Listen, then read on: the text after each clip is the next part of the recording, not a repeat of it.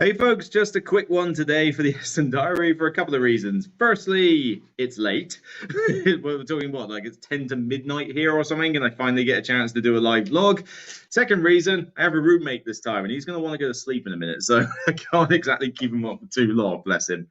But yeah, just to kind of say that ESSEN's still going really well. Paul and I basically did our work, like our run of the convention for this one, so on this occasion, it was just a case of like going around the center and yeah, just basically saying hi to people for the most part. But it allowed us to do our shopping for the first day because all the publishers are there trying to get their stuff done, and a lot of them have got logistical problems of stuff not arriving, stuff stuck in customs. Pretty much the same every ESSEN, it seems. I mean, why do you pay money to come to ESSEN when this happens all the time, I wonder?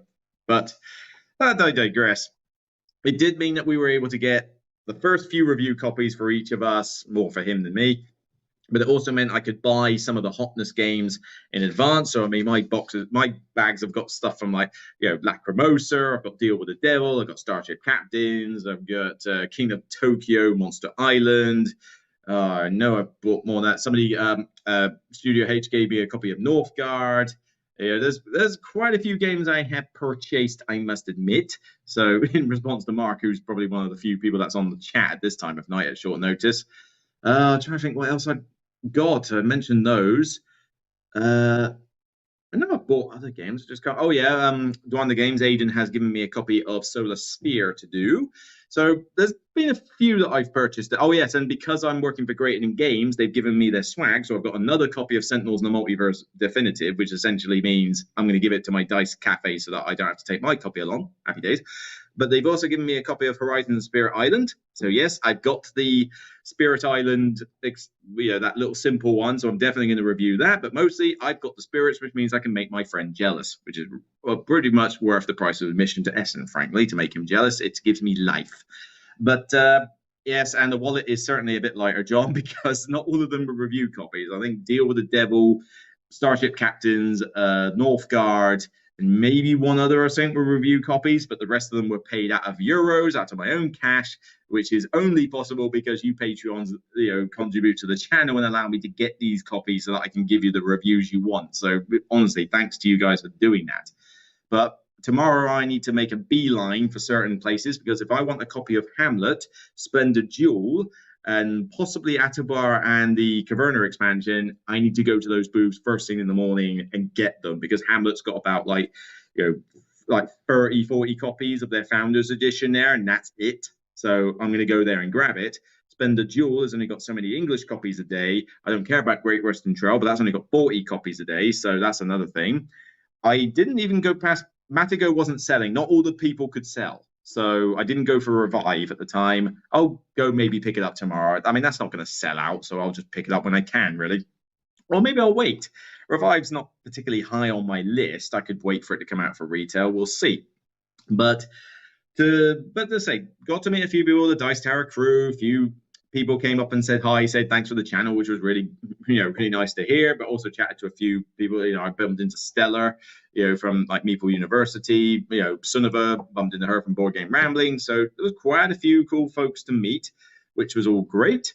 And yeah, definitely not too late for you, Vanessa, if you're on the East Coast of the US. So that's a given. Hello to Victory. And yes, local publisher Kickstarter means I back it. Yeah, true. There is that. But I've got a meeting with Mighty Boards at some point on Friday, I think. So I'm getting a copy of Vengeance, Roll and Write, I think of that, or whatever it's called, Roll and Fight. But they won't be able to give me a review copy of Hamlet, so I need to buy it.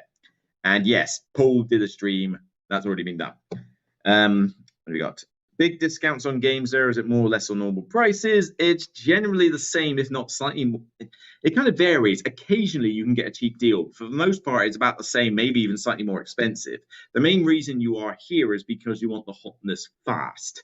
So if you're willing to just take your time and wait for the reviews, you don't really care if you get it the second, and you're not necessarily here for the whole atmosphere of the convention, then yeah, you don't necessarily need to come here and buy games, but then you do expose yourself to a lot of games here. So there is that.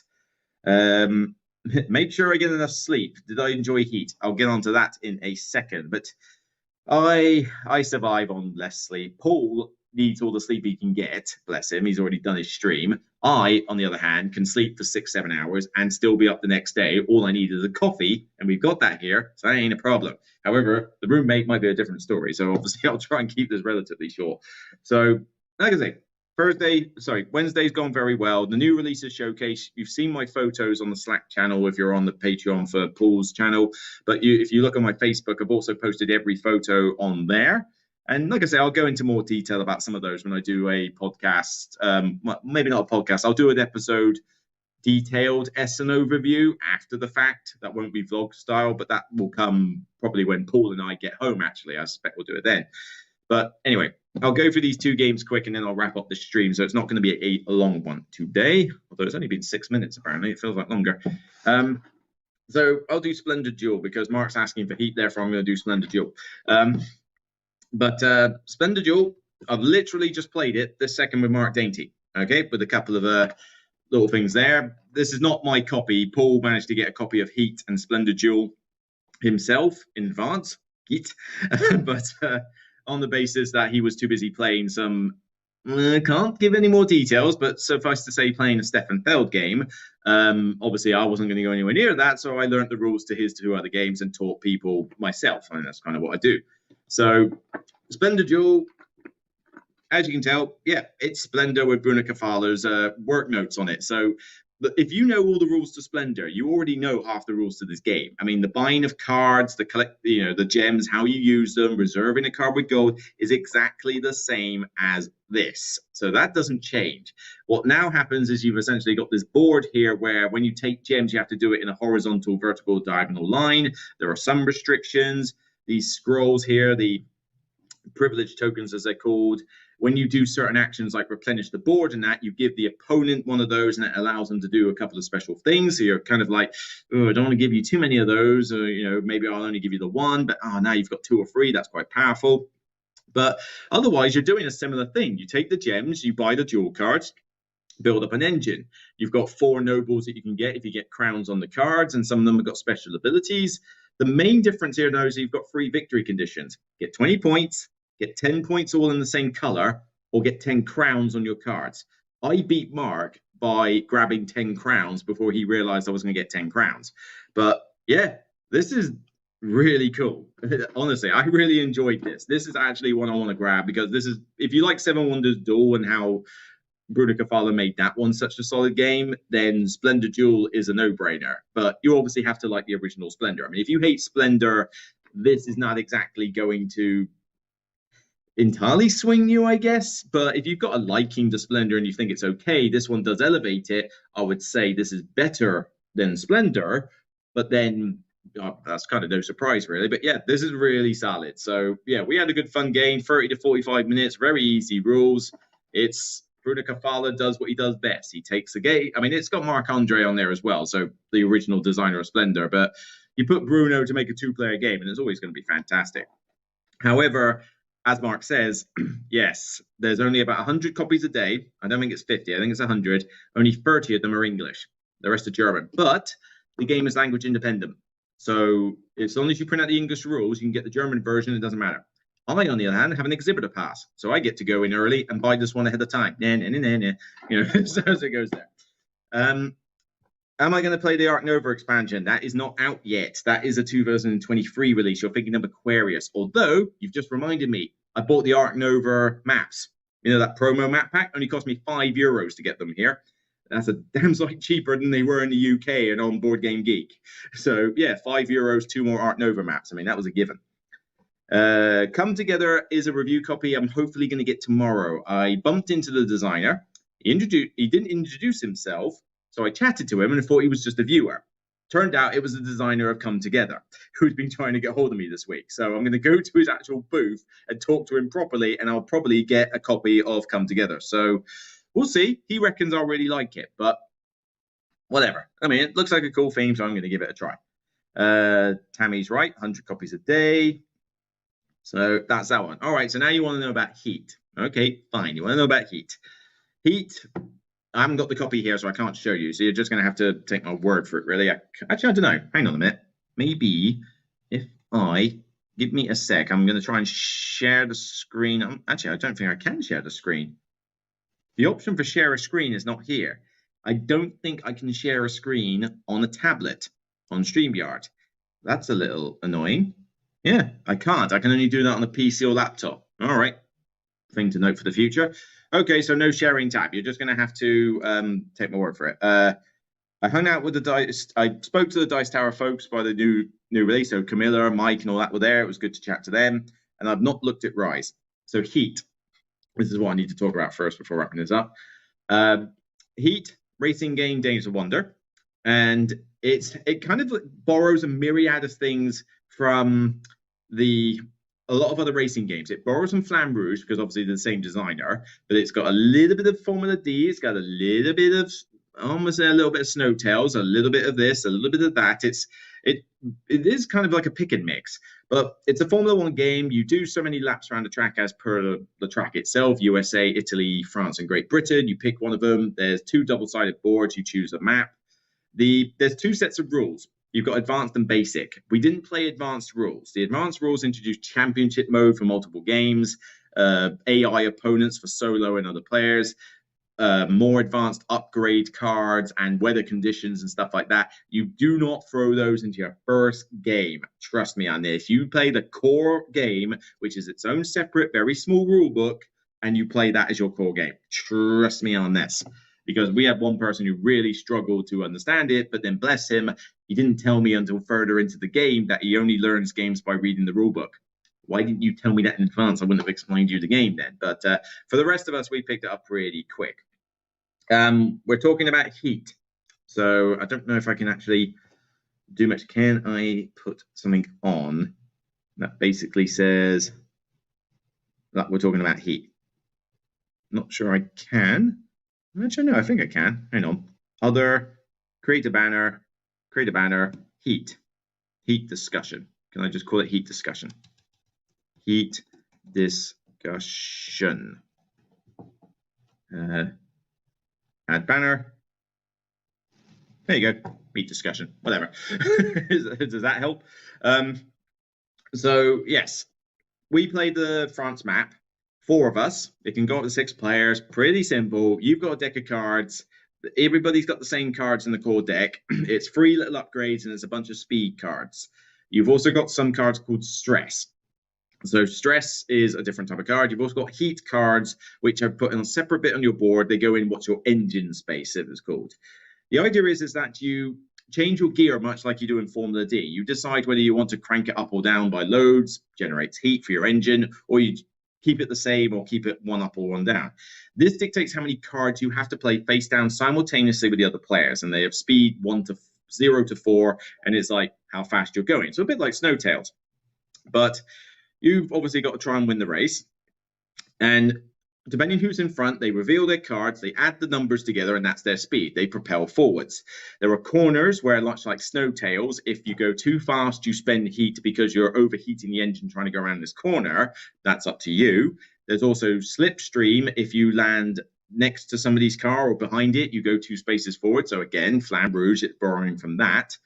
But you also, in last place, have a little catch-up mechanism where you can cool down your engine more or get some speed boost. And every player has the opportunity to, depending on how fast they're going, either boost, which is take a random speed card from the deck and add it on, or to cool down their engine, depending on how many of those icons they've got. They get more if they're on a lower gear because it's cooler for your engine. So that's a long-winded way of putting it. But you essentially go through the rounds, playing the cards, resolving, deciding whether you're spending heat or not, or putting heat from your hand back in your engine. You obviously, much like Snowtails, when you damage your sledge, you get a handful of dead cards. Same thing here. If you overheat your engine, the heat goes into your deck and you draw the cards and they're dead cards. So you have to get them out of your deck. But the stress cards are quite a fun thing. You basically play the stress card. It's the only way you can play it. You have to play it out of your hand, and it forces you to draw a random speed card from your deck. I had a situation where before a corner, I had three of them in my hand, and I decided, you know what, I need to play these now. So I played all three stress cards before a corner, drew three random speed cards, and it came out about as good as I could hope for. But it creates these tension moments. And we decided to shorten it to one lap because we were taking a while. Once we got to the final lap, two of us sped like crazy, got past the finish line, literally because I overheated a bit on the previous turn. It literally, he beat me by one space. He was it, trying to think what he did. He stressed out, he got a high card, and then he boosted because he could boost, I couldn't, drew the exact card he needed and overlapped me by one space. So it's got those cool those moments of like doing a gamble and it paying off or not. But it's not that it's terribly lucky. I mean, there is some luck involved, but at the end of the day, it's a light racing game. But it's not quite to say, it's not like Formula D levels of luck. Now, game says 60 minutes. That's optimistic for your first game. I think you're going to struggle to do 2 laps in 60 minutes. So that is a flaw. It could be a little bit on the long side. So we only did 1 lap. Although, to be fair, one player was, APing like crazy and struggling with the rules. I think in normal circumstances, you could get it to 60 minutes. But yeah, sorry, I'm coughing a little bit. I need some water. But it was a cool game. I mean, I'm thinking of getting it, although whether I get it tomorrow, like during the convention, it depends on its price. I'd be hard pressed to think that it's less than 60 euros because the production quality is really good. But yeah, I'm not desperate for it. I mean, I could turn it around and review it quite quick. So if I've got the spare cash, maybe I'll buy it. But I might just wait for it to come out on retail. It's Days of Wonder. It's going to come out on retail anyway and review it then. So I'll have to decide on that one. So I liked it. We all enjoyed it. It was really good fun. But I don't know if it's a must-buy right now. It's a good, fun racing game. But I don't think if anything, it does kill Formula D. But then, to be honest, every other racing game killed Formula D. I was done with that. So, but I don't think it kills Downforce. But then I don't think they're that comparable, maybe. I think Downforce is quicker and more fun, but Heat is still good. But then I really enjoy Flamme Rouge. I don't know if this kills Flamme Rouge. It's weird. Because it borrows from so many games, it's hard to say whether it's the most or not. But I don't know, that's kind of the way I've seen it after one play. I'm certainly going to have to do more with it. Any Spiel promos in the past that have pleasantly surprised you? Not really, because I don't really go for promos. I mean, technically, the Art Nova maps are a map pack. They're not a promo, but whatever. The Spirit Island promos, they're cool, but they don't really surprise me, so I'm not really that much. I've not seen anything about doing Imperial Immortality. I mean, to be fair, I've not even been looking, but no, I have not seen. Do I think it will be a hit? I think it will be a hit. I mean, Days of Wonder have suffered lately. Deep Blue was very meh. River was very meh. And I can't remember if they've done another one since, but if they have, I certainly don't remember what it is. He is a solid game. I mean, first impressions, Splendor Duel, I think is 8, possibly even a 9 out of 10. I think it's really good from first impressions. Heat's probably at least a 7, maybe an 8. It's good, maybe great. It would certainly get a seal of endorsement at this rate. But, is it going to be a hit? Hard to say, but I think it's Days of Wonder back on form. So fair enough. I didn't really see FFG much. Bear in mind, they don't really have an FFG stand. They just merged with Asmodee. And no, there was nothing new that I saw. I think they were just promoting Mutant Genesis for Marvel Champions and, the latest Arkham Horror expansion. But no, I didn't see anything new from them. So that's kind of it, really. Not much else to mention. Anyway, my throat's starting to tickle a bit. I think this is going to be a bit of a shorter stream tonight, only about 20-odd minutes as it seems. Because if I keep talking, I'm going to... Actually, is there any... I might be able to solve that problem briefly. Spare water in a kettle.